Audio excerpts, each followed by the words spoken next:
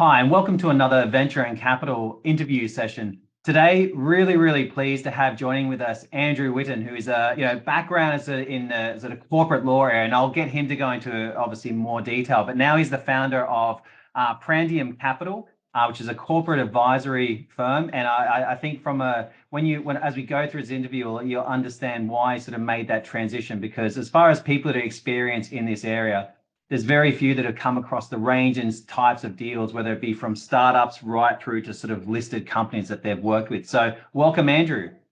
Thank you, Steve. Thank you for having me today. Mate, really happy to have you on. So look, as a starting point, let's just kick off on a little bit about your background, just to give context as far as experience and the types of companies that you've worked with and all the different things I suppose you've seen in your career. Excellent, thank you. So I've had a very interesting career. I started as a corporate lawyer and spent 20 years effectively in the equity capital markets, mergers and acquisition space in corporate law. And as part of that journey, I was also a chartered secretary. I did a lot of company secretarial work. And then I'm an interesting, different lawyer because I actually founded and started a business that provided professional service to companies and built that business to become a large service provider to ASX listeds. That business is called the Atomic Group. I'm very proud to say that it's still functioning very much so. And it provides legal, company secretarial, accounting and share registry services. And I built that business up. And then in March, I exited that to found my own corporate advisory firm called Prandium Capital.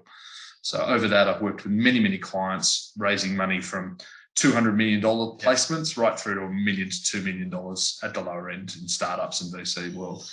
And that's a perfect segue to our chat. So really, I had a catch up with Andrew a few weeks ago, and we talked about, we were talking about the area of capital raising. And the reason what sort of come from this is, or what the reason we're sort of doing this session is, there's different ways in which you can go about raising capital, whether it be via debt, equity, convertible notes, safe notes, etc. And I thought it'd be really relevant to have this chat so Andrew can sort of provide guidance from his experiences. When is the most practical and useful time for each of these different tools when it comes to a capital raising process?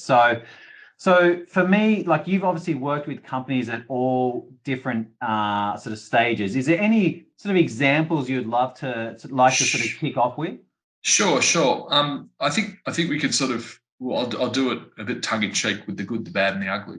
So the good is I've worked with a company called hipages since 2008, and I've assisted them in raising pretty much every type of capital you can think of. So they've done convertible notes. They did a strategic investment with News Corp, which was equity. They've done venture debt, and then they finished with an IPO. And I've been involved in that business. It's now listed on ASX and has over a market cap of over $500 million. And that's been a pleasure to work with. That was the good. Yeah.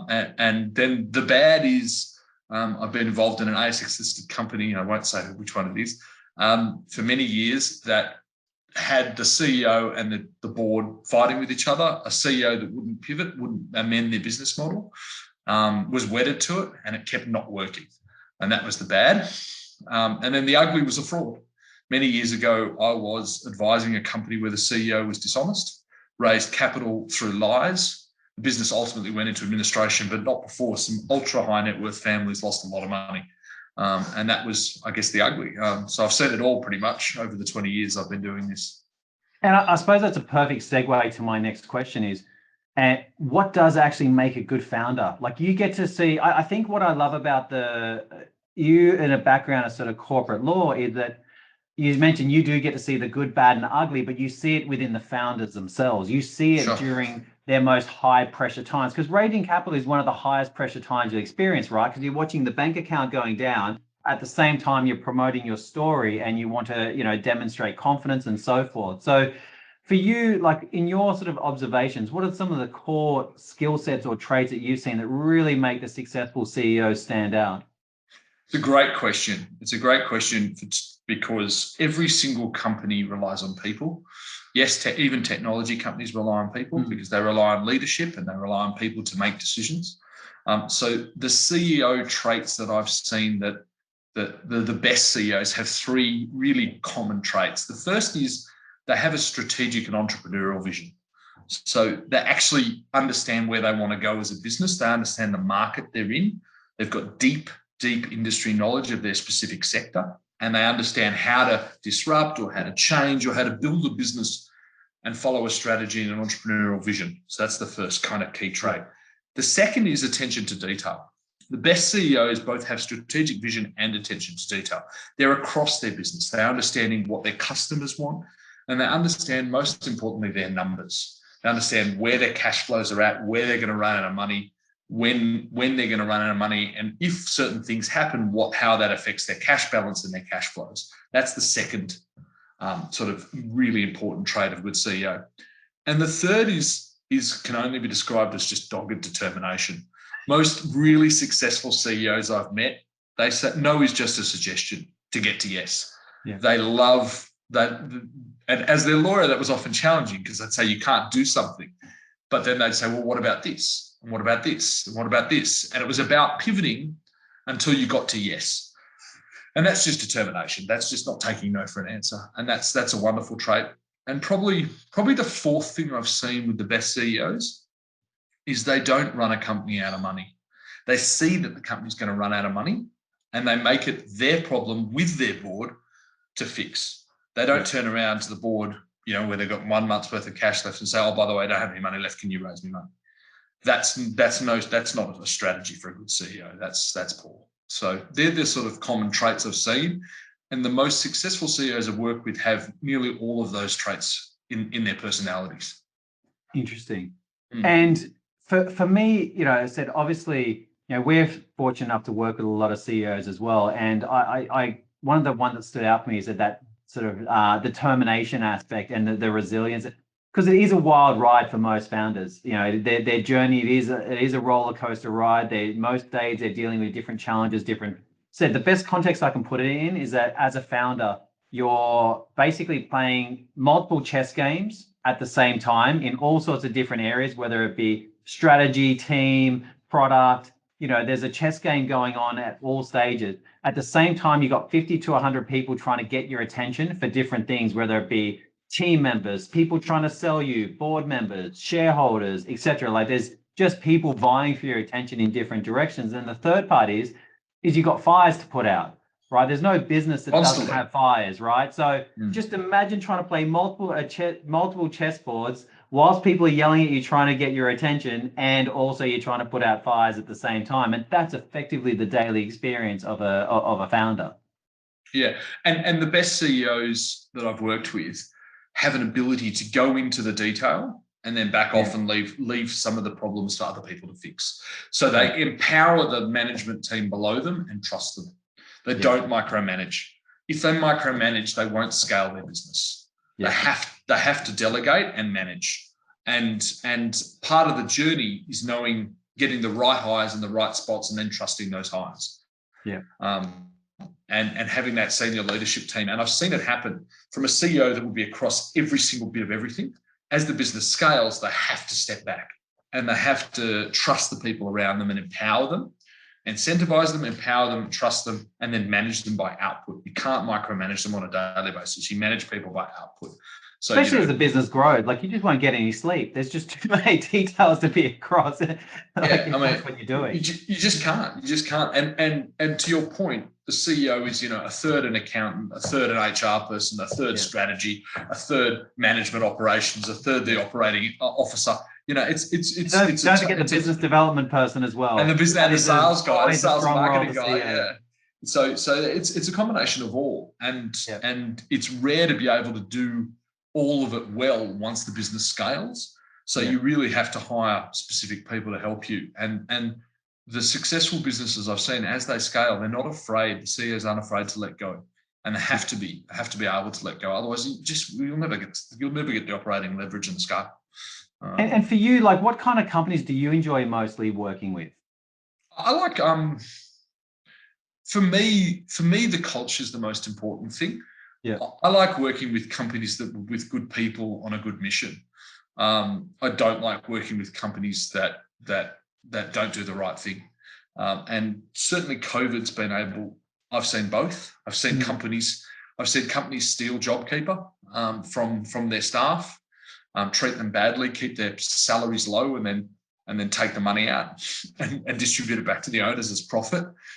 which is both immoral and probably illegal. And I've seen the opposite. I've seen, people get 48 hours off to incentivize them to get vaccinated and made it paid leave, right? So that they've got 2 days to recover after they get vaccinated. All you had to do was show a vaccination certificate and you've got 2 days. So you effectively got 2 days for free as a bonus, whether you're sick or not after the vaccination. And that's the other side of what, and people, encouraging, facilitating working from home. I know a business that bought 100 docking stations and 2 screens for everyone and sent them home to every single person in the business. It cost them, I don't know, 10 grand or something like that. The investment in that for the 4 months, certainly in New South Wales, where people were working from home, was received unbelievably well by the staff, because it was an effort by management to say, these things are tough. We're going to help you through this. So, and that's all about culture, and and that can change a good business and can drive a good business, and it also can really hurt a business if it's not right. So I like working with those businesses. I prefer the scale up growth businesses. I find that when businesses get to a certain size, there's a whole level of bureaucracy that you need to navigate, which I kind of don't really enjoy. I'm too entrepreneurial for that. But the certainly the growth or the scale ups, size of a business, what normal people would refer to sort of Series A round, or IPO round, is kind of where I love to play. And I assume commonly you like sort of companies in the tech sector, or have you got other sectors which are of interest? Yeah, it's a good question. Look, if you think about it, in Australia, there's really kind of 3 areas where most wealth has been created, and that's in property, mining, and tech. Fintech and edutech particularly, but that's tech in general. And if you look at the rich list, the BRW rich list, you'll see the top 20 is dominated by mining, tech, and property. So traditionally, I, as an investor and an advisor, have been involved in all 3 sectors. But I really like technology, and the reason I like it is there's not a lot of businesses you can scale without a lot of capital and create a lot of shareholder value quickly if you get it right. And one of the beautiful things about technology is that because they have operational leverage, it's cloud, a lot of it's cloud-based, and you can have scale with customers around the world through the technology, you can build a big business quickly, without without a property holding, without physical premises, without a lot of big capital expenditure on equipment. Certainly for mining is the opposite, big capital expenditure. Yeah, gotcha. And that's why I enjoy tech. And obviously with each of those different sort of types of companies, there's got to be capital raised, right? There's very few that come out of the gate massively profitable and cash just coming out of the company. So how do you, when you're sort of chatting with a company, when you're sort of working with, when they're sort of talking through their strategy with you, how are you guiding them and helping them sort of define the right sort of capital strategy for them, whether it be a safe note, whether it be a convertible note, whether it be straight equity, etc.? Like, what are you thinking? What sort of questions are you asking the CEOs? Yeah, that's a good question. So there's sort of 2 ways I look at it. The first thing I do is I start with a budget. Yeah. I start with a budget. I work out, I sit down and I go deep and I test the assumptions in the budget, and I work out how much is the right amount to raise. A lot of founders raise too little. And when you think about the management time involved in raising money, if you raise too little and you're running out of money as soon as you finish your round, you're actually spending time perpetually capital raising. And that's actually a poor use of the CEO's time. CEO should be building a business. You should do a capital raise and then put the capital into the bank and then get on with building a business for 6 or 12 months before you do the next round. If you're only raising capital sort of every 3 months, it's problematic because it's a distraction from running the business. And it also psychologically affects you because you're just constantly worried about a bank balance as opposed to getting on and running a business. So that's kind of the first thing.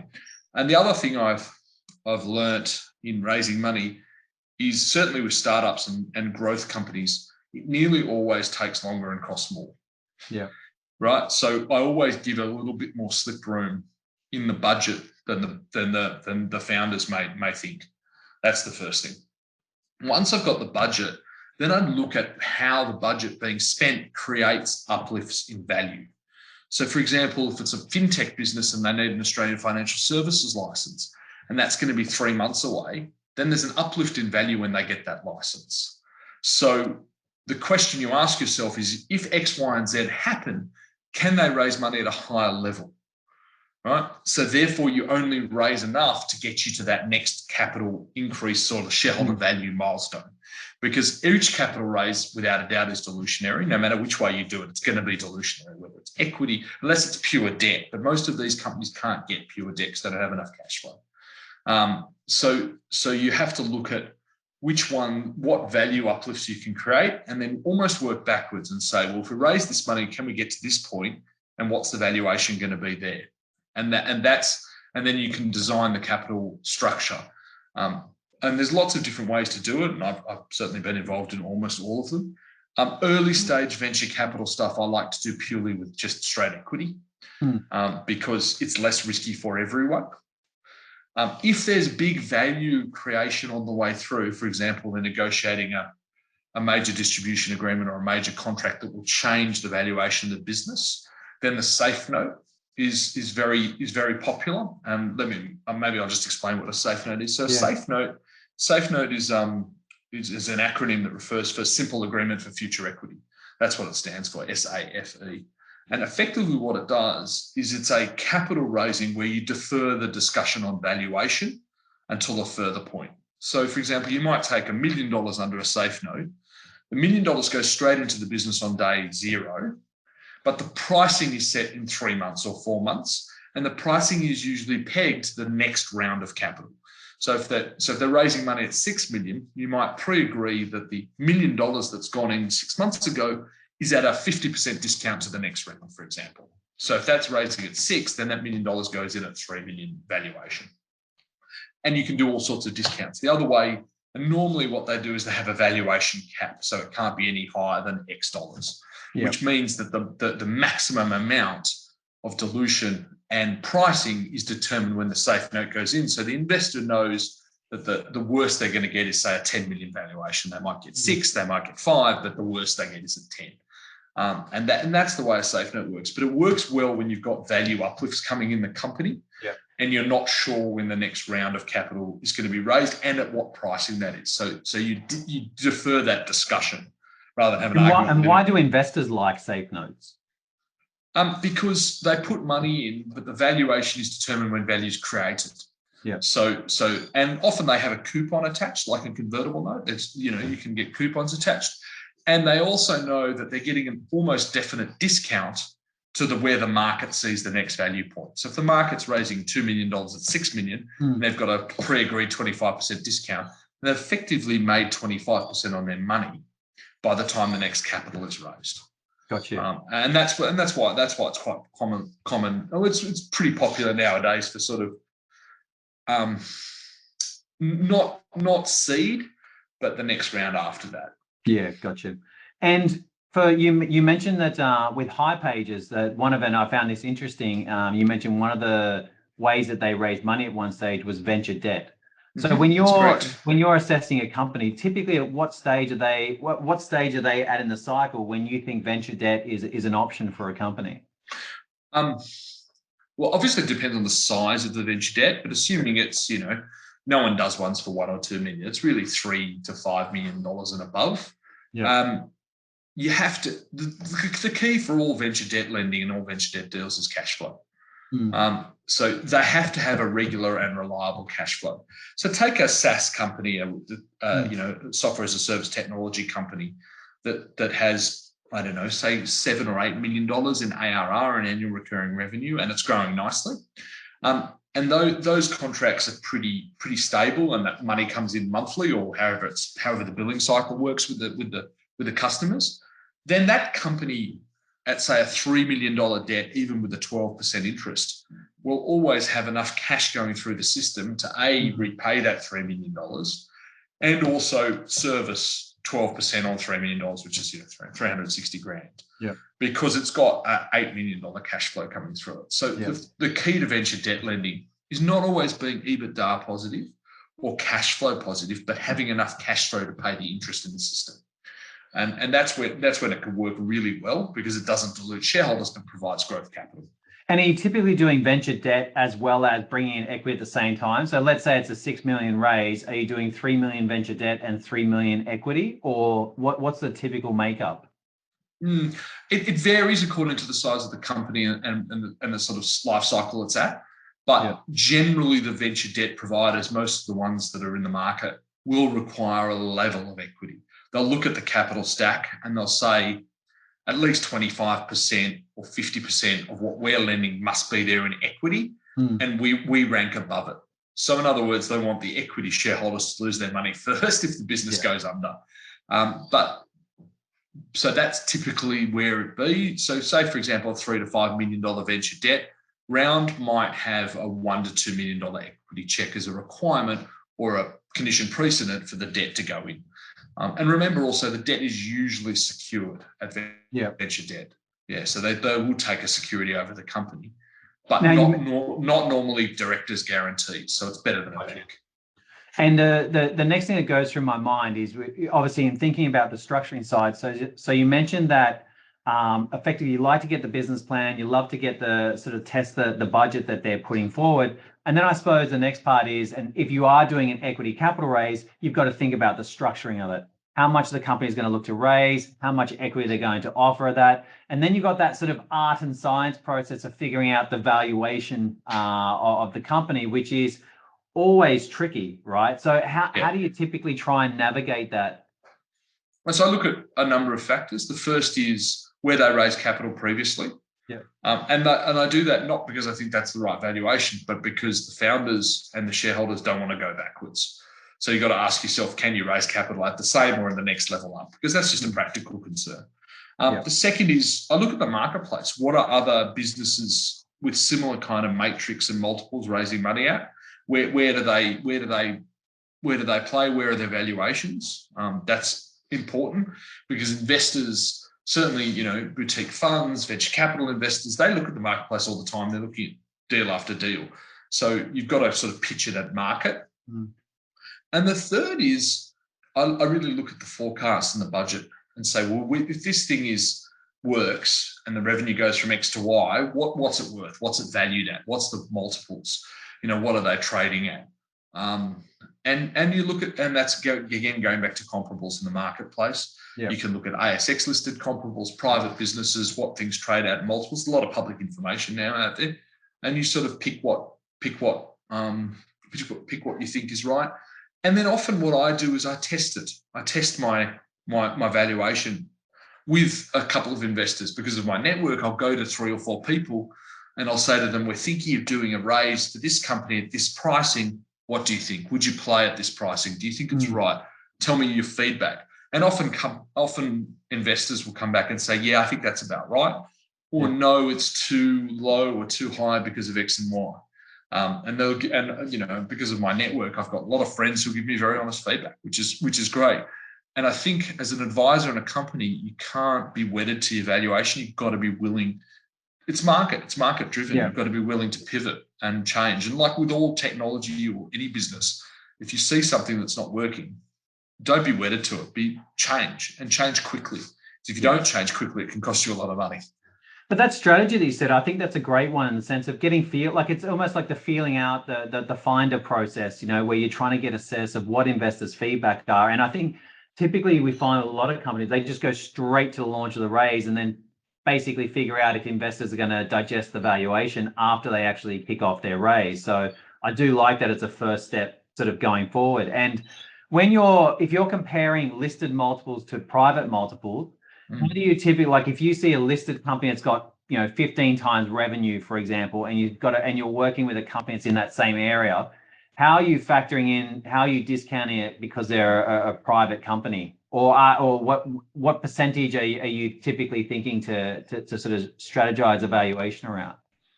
I think the listed multiples attract 20 to 50% higher. That's sort of my where I look at it. Between a third to half higher is generally where it is. So if you've got 15 for a listed business, it might be 10. But then you can also usually find unlisted multiples that have transacted as well. And then you then you have a look at comps, and then you take an average, and you can sort of say, well, on the high end, you've got your listed marketplace, and it's also finding the comparable businesses. Take hipages, for example. That's actually a marketplace business as well as a SaaS business. Yeah. So marketplace businesses, because they dominate two sides of the buy and the sell, are generally valued higher, for example. Yeah, gotcha. And we mentioned about convertible notes, and I'd just love to get your feedback on what do you see as an attractive return that sort of investors are seeking at the moment for convertible note structures? Yeah, convertible notes are still very popular and a very good structure, and I'm seeing a lot of them in the marketplace. It's like the lower the interest rates are, the more popular convertible notes become. Well, I have a very simple view on capital. Capital is like water, right? It'll find the way of least resistance and the highest sort of flow. Yes. So it will be attracted to the coupons of convertible notes. The minimum I'm seeing on most notes at the moment is about 10%, and I've seen ones up to about 14%. That's generally tends to be market at the moment. And there's some variations on them. Some of them come with options or warrants. Which provides an equity upside. So they're generally a cheaper interest rate because you have the option. Pure notes, which have no equity upside, tend to be higher because you're just living off the interest rate. Yeah. The other question is whether they're secured or unsecured. Some notes are secured, some aren't. Yeah. They also can have a hybrid model in there where they have a what the lawyer in me would refer to as a negative pledge. So you have a note which is debt, but it's not secured, but the company can't take more debt than say $1 million without approval. So it limits their debt requirements, but it's not actually a secured note. So there's no security over the company, which is kind of in between security, right? And that's quite common as well. And just one last one. If the convertible note is converting, what typical discounts are you seeing? So obviously seeing coupon rates sort of between 10 to 14%. What discount are you typically seeing at the conversion? So for a pre-IPO round, it's usually about 20%. Yeah. And there's actually a reason for that. If it's greater than 20%, then the holder under the note would be escrowed under the ASX listing rules. So because the discount's deeper than 20%, the holder, the shareholder that would end up as shareholder at the end. If it's longer than IPO, it's generally a bigger discount because of the illiquidity involved and the risk, right? Yeah. If it's 3 months to IPO, then there's a lot lower risk. If it's 6, 12 or 18 months out, it's a lot higher risk. So for that reason, I've seen them up to 50%. The other one with a convertible note is whether it's converting or convertible. Convertible is usually at the election of the note holder. Converting is at the election of the company or the borrower. So you've got to look at those terms as well because they will affect the risk of those. And there's some accounting treatment on them as well, depending on whether they're converting or convertible, as to not they're actually classified on the balance sheet of the company's equity or debt. So there's a few things to work through, but I do like the convertible notes because especially in this environment, in a low interest rate environment, where there's a lot of money in super funds. Yes. Your mum and dad's super fund can lend on a convertible note, get a nice return out of it. 10, 12% when a bank's offering you 1% or 2%, or if you're lucky, 1% on cash. It's a great return. And provided it's got good, decent cash flow and can pay the interest, then the risk profile or convert or list. The risk profile of the company is quite low, usually, depending on what it is. And a final sort of series of questions, I think, just to speak to the environment at the moment.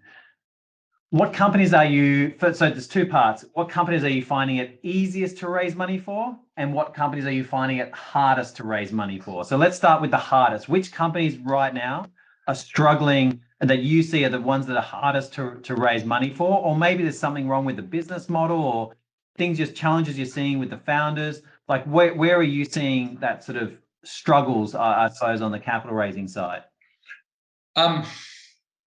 I think the hardest to raise money for is companies in the tech space that aren't growing. Yeah. So I'm thinking of one that I was involved in recently.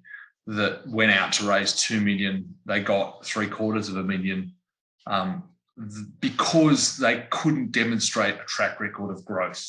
So most of the feedback from investors was, we're not convinced the company has a product that they can sell.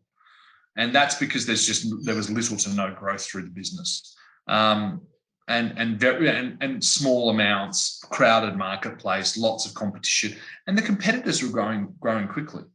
Yeah. So when you look at the competitors, the other one is tech companies, which have very big competitors with very deep pockets. Yeah. So I looked at a payments business recently, which has Square, which is a massive listed US company.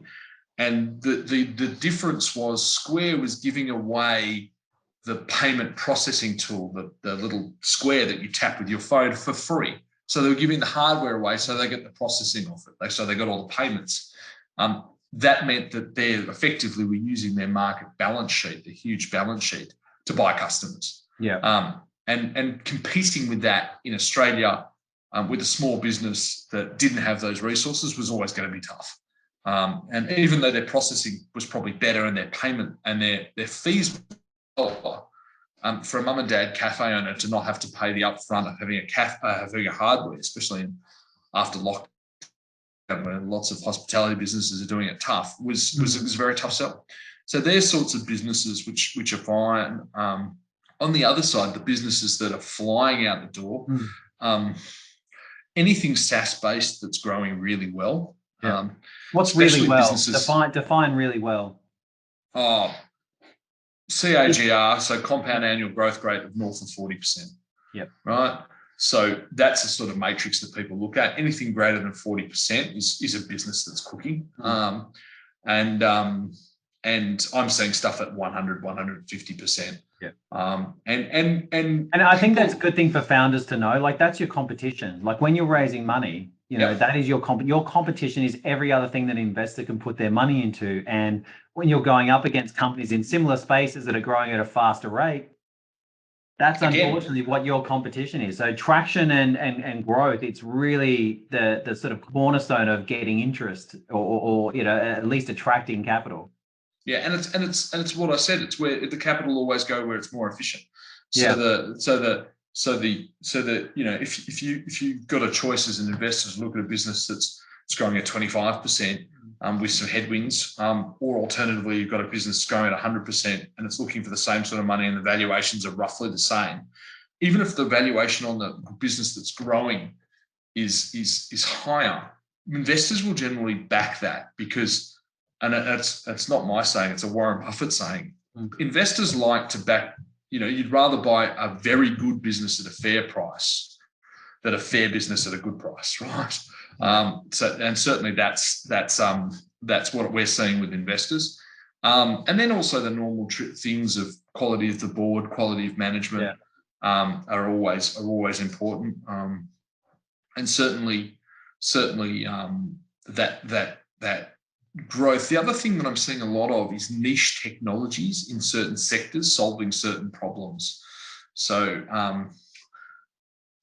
specific technology businesses that might not have the world's largest market, but certainly have a big enough market to get to a 20, 30, $40 million revenue business, which can be valued at 100, 150 million, and servicing a specific sector of technology.